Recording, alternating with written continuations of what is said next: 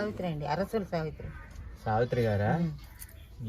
అదిగోండి మీటర్ నెంబర్లో అన్నిట్లోనే నేనే, నేను ఇంకెవరు లేరు, నేనే నెంబర్. ఎన్ని సంవత్సరాల నుంచి ఉంటున్నారు మీరు ఇక్కడ?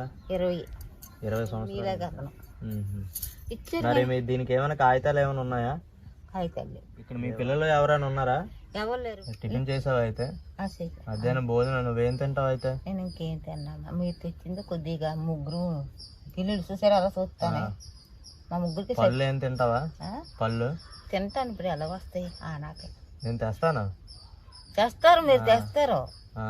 ఏంటి నీకేమి ఇష్టం చెప్పు? నీకేమి ఇష్టం?